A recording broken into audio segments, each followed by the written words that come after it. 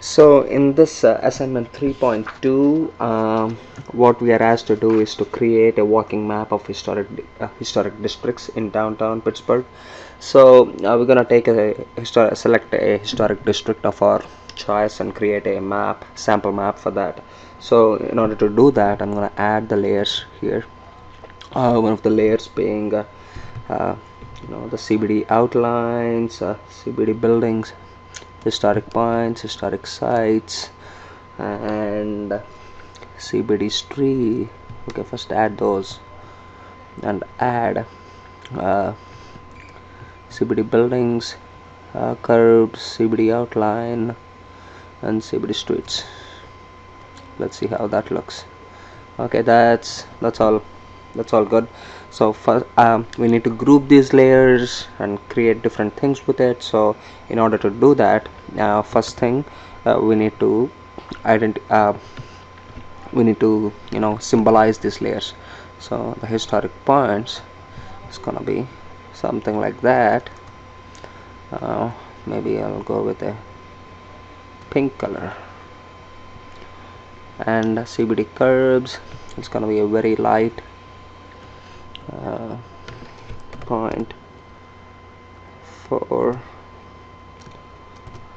and CBD streets is gonna be something like an aerial street,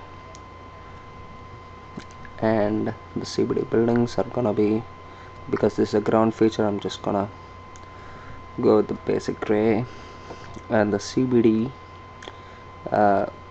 outline is gonna be hollow, and it's gonna be red for me this time. Okay, and the historic sites, you can choose a color of your liking, but I'm gonna go with the green, and an outline thick enough, and go to and click on OK. But the problem is, if you have that on top of everything, you can't see anything like streets or historic points. I'm gonna go to the display and make it transparent with 50%. So when I actually put that on top of everything, you can still see what is beneath that. So when I actually zoom to my CBD outline, zoom to the layer, you see these are the historic districts within the CBD outline. I still have my historic points and my historic districts and buildings and curbs and streets and everything. So this is the base. So one of the things that we need to make a map, a guide map sort of a thing, is to label the streets, right? You need to know where you're going. So I'm gonna right click on that and go to properties and make sure the labels, the placement properties, they are placed on top of the line, which is a street, and make it bold, very small size 6 and italic, and go to and make sure, because everything is gray, I'm gonna go with a different color. Actually, still stick with gray. Go to symbology, and add a mask as a halo,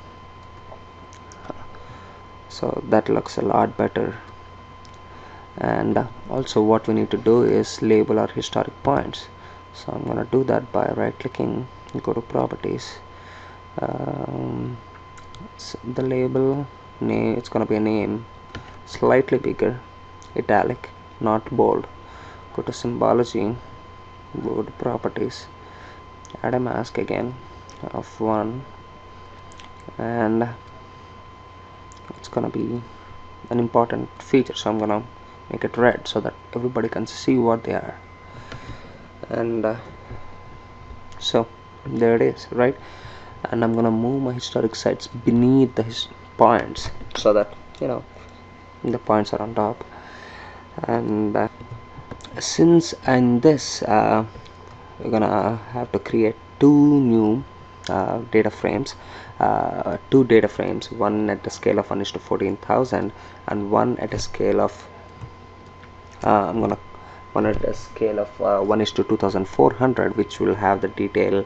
It's a large scale map, and this is going to be a small scale map, which is going to be a key map for the entire downtown. So I'm going to create some Guides, again the same thing, the same routine that we usually do. And actually I'm gonna go with the landscape setting this time, so I'm gonna have to move my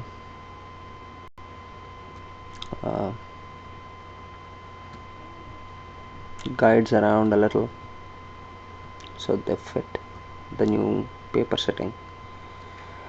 And yeah, I'm gonna put this right hand top corner. So I'm gonna label this the historic districts, and I'm gonna make a copy of this, copy and paste. So now I have two of these things. One map has to be a key map, and one map has to be a large scale map. So in the key map, I'm gonna rename it as CBD map, which is gonna be the key map. So since this is the detail map, I'm gonna expand it to a much larger scale, maybe something like that, and go to the properties of that particular data frame, and go to the data frame, and I'm gonna fix the scale here. I'm gonna fix the scale at 1:2400, right? 2400. So now I'm gonna pan my way to the closest historic district, and at the same time reduce the size of this a little. So you see the scale, you can't change it here, so I'm gonna make sure it's big enough to fit one historic district.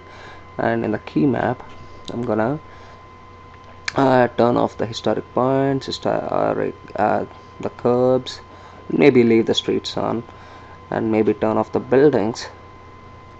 Actually leave the buildings alone. And so that's the key map, and this has to be at a scale of fixed scale of 1:14,000. Is that right? Yeah, 14,000. And since it's not fitting everything at the scale of 14,000, I'm gonna make it slightly bigger. Okay, and now I can see the whole CBD, the CBD outline, and I'm gonna bring the CBD outline to the top so that it's defined properly. And make sure in the properties of this on the historic district data frame, make sure the background is set to white, so that when it is on top you can't see what's in the bottom. And in the order, send this to back, and you can add your scale legend for each of these individual data frames. I'm going to click on the data frame of historic districts and click on insert legend. Actually, you don't need a legend. What you need is a scale bar for this one, and click on the scale bar. Okay, and yeah, I'm gonna make it 1 and 2, and division width is gonna be 200 feet. How does that look? Yeah, that looks pretty good. So I'm gonna make that the frame, the background, I'm gonna set it to white so that you can see the text clearly. And I'm gonna insert a scale here to this data frame. Insert a scale bar and click on OK. Yeah, that's too big, so I'm gonna change that to the background is gonna be white again. And scale, it's gonna be 1 and 2 again, and it's gonna be 1,000 feet. That looks good to me.